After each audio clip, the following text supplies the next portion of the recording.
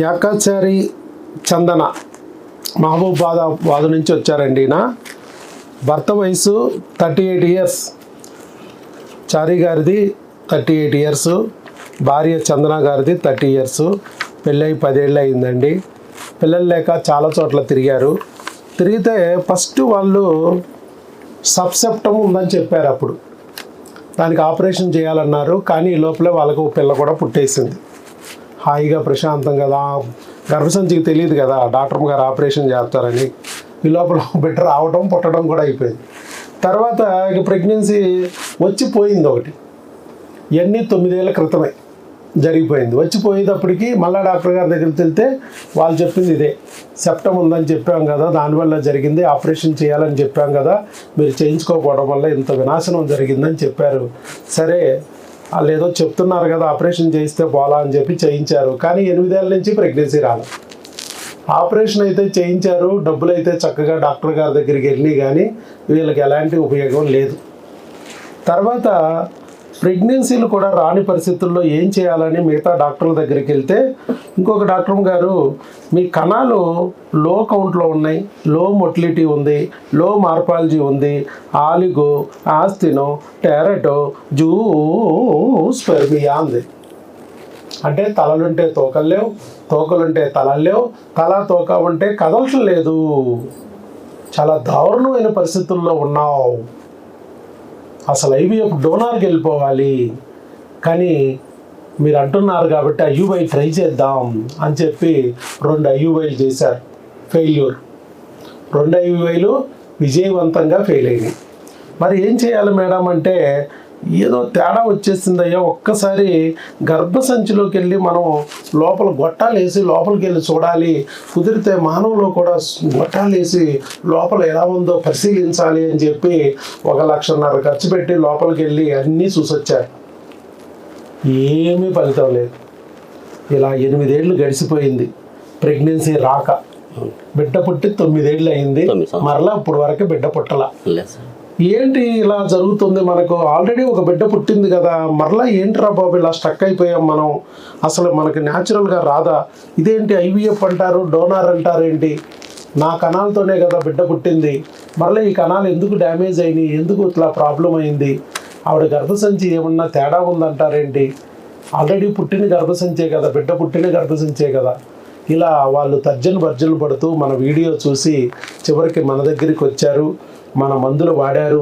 ఎన్ని రోజుల్లో ప్రెగ్నెన్సీ వచ్చిందండి? ఇక్కడ 2 months సార్. 2 monthsలో వచ్చింది ప్రెగ్నెన్సీ న్యాచురల్గా.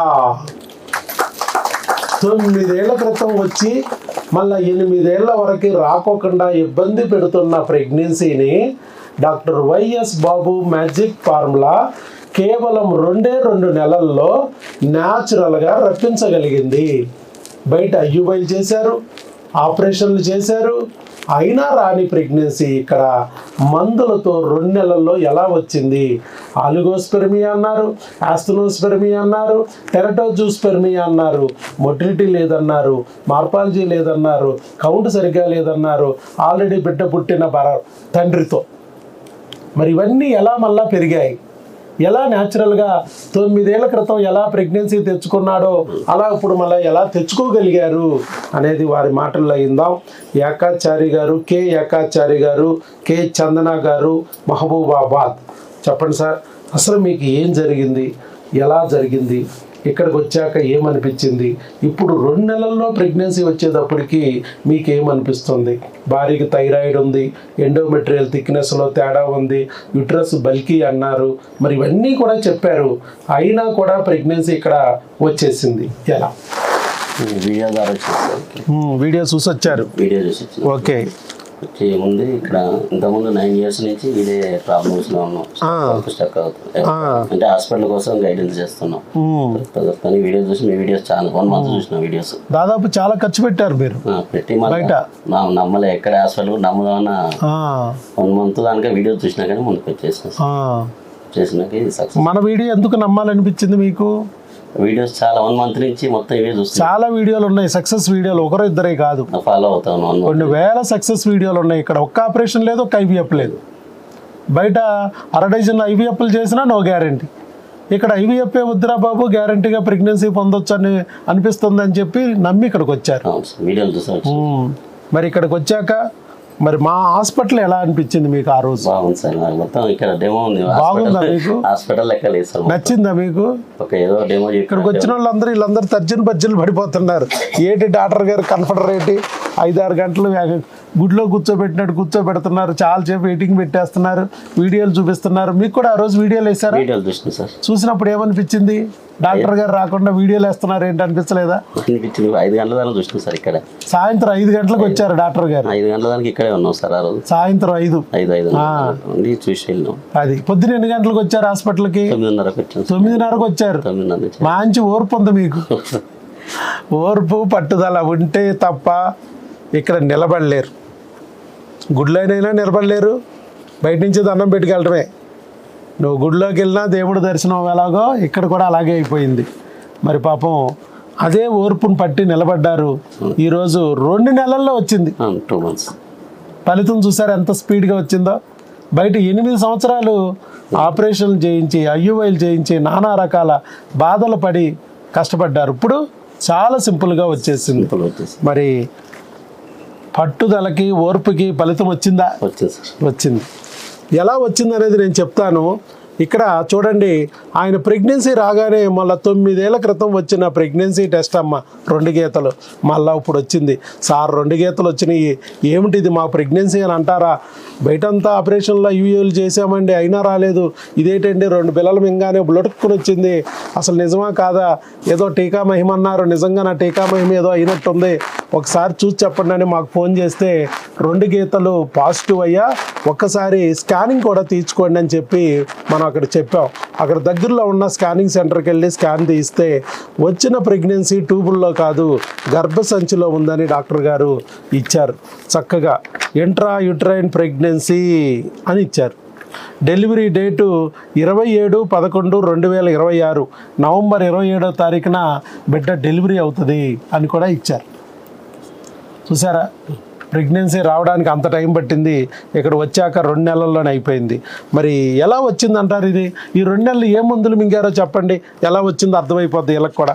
క్రీమ్స్ క్రిములకి ఓన్లీ క్రిములకు వాడారు. భార్య ఏ బిల్ల వాడింది, భర్త ఏం బిల్ల వాడారు?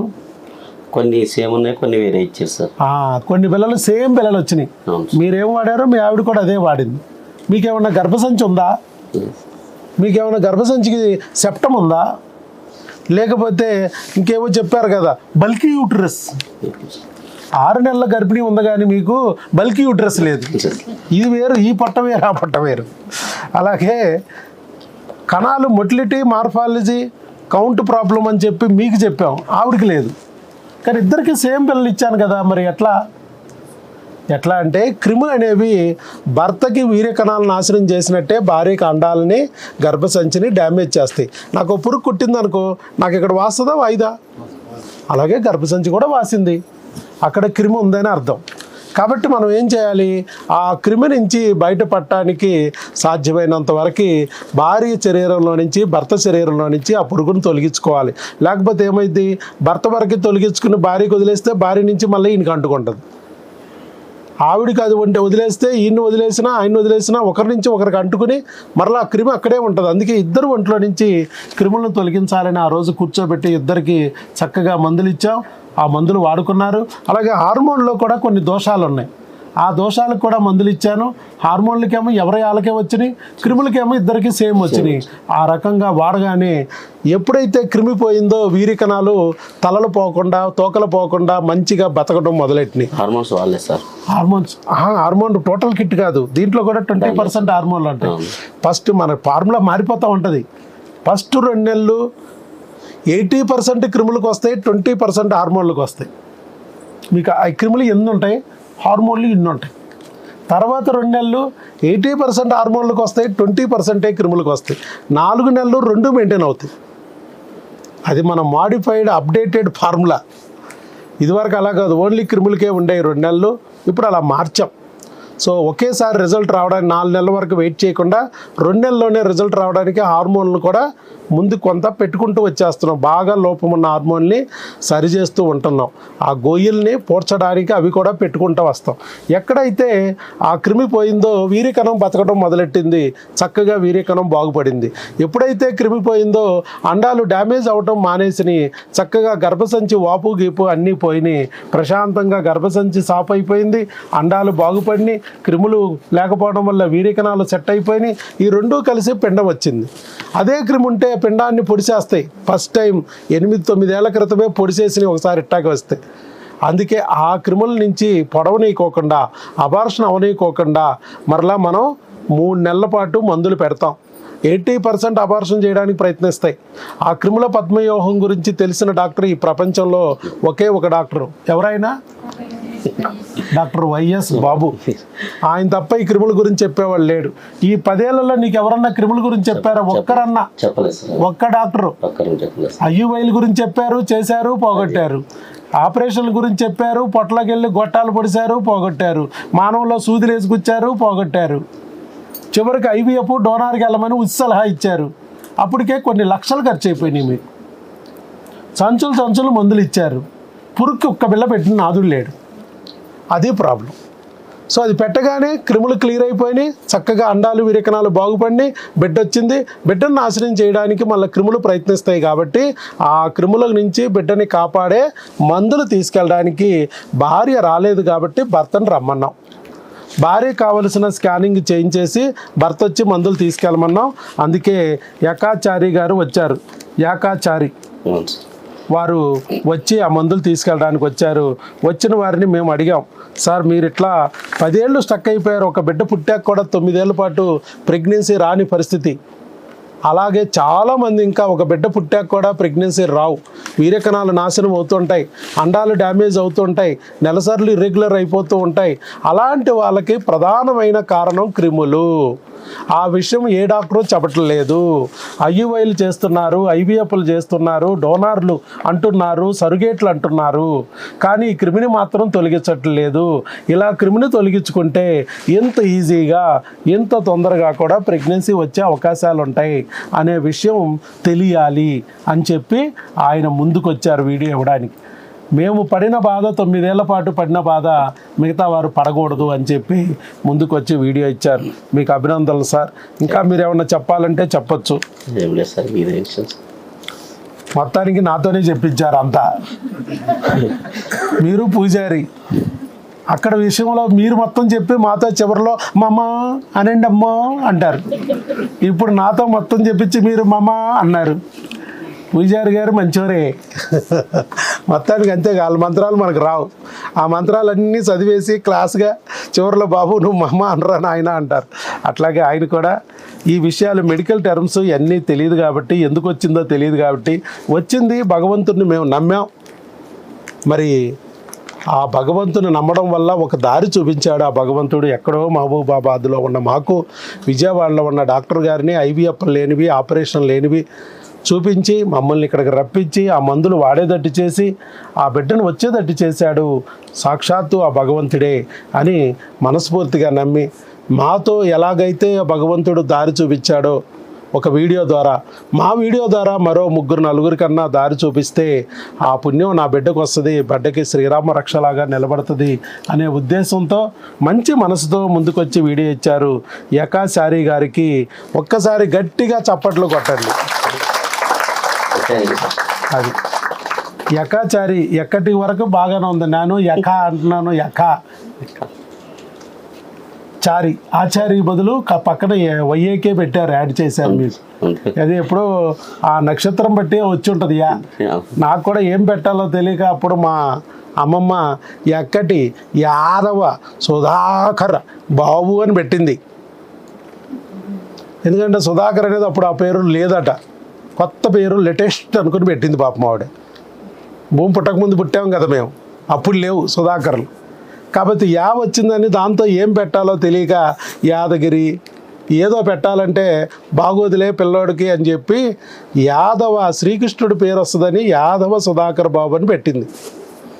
అది స్కూల్లోకి వచ్చేటప్పటికి ఏమైంది, యాదవ సుధాకర్ బాబుని వైఏ డిఏ విఏ అని రాశారు మా మాస్టర్ గారు. ఒక్కో మాస్టర్ గారు బాగానే చదివేవారు, ఒక్కో మాస్టర్ గారు వై యదవ సుధాకర్ బాబు అయిపోయింది. ఇక అది పట్టుకుని మిగతా క్లాస్మేట్లన్నీ మొదలు పెట్టారు. ఇక లాభం లేదని మా మాస్టర్ గారికి మా వాళ్ళు చెప్పి చివరికి 5th క్లాస్ నుంచి 6th క్లాసులోకి వెళ్ళేటప్పుడు టీసీలో వై సుధాకర్ బాబు అని పెట్టి, తర్వాత 6th క్లాసులో జాయిన్ అయ్యేటప్పుడు ఒక వైని కట్ చేసి ఒక వై ఉంచి వై సుధాకర్ బాబు చేశాను. సో దాన్ని నేను డాక్టర్ అయిన తర్వాత డాక్టర్ ఎక్కటి సుధాకర్ బాబుని డాక్టర్ వైఎస్ బాబుగా మార్చా. ఎందుకంటే డాక్టర్ వైఎస్ రాజశేఖర రెడ్డి చాలా ఫేమస్ పర్సన్, అలాగే చంద్రబాబు మరొక famous person. Doctor YS Rajasekhara రెడ్డిలో డాక్టర్ వైఎస్ కట్ చేసుకున్నా, చంద్రబాబు గారిలో బాబు కట్ చేశా, ఈ రెండు పేస్ట్ చేశా, డాక్టర్ వైఎస్ బాబు వచ్చేసాడు. డాక్టర్ ఎక్కటి సుధాకర్ బాబు ఫోర్స్గా ఉందిగా. సుధాకర్ బాబా అంటే సుధాకర్ బాబా అనుకుంటారు. అదే డాక్టర్ వైఎస్ బాబు అంటే ఆహా ఎవడో నార్తోడు ఇచ్చాడు రా అనుకుని మన వాళ్ళకి గట్టిగా ఆనిద్ది. అది చూసాం ఎంత తేడా ఉంది ఇక్కడ వెనకాల. పేరులో కూడా ఉంటుంది కదా వ్యవహారం కదా, ఉంటుందా మీకు తెలిసిన వాళ్ళు బాగా.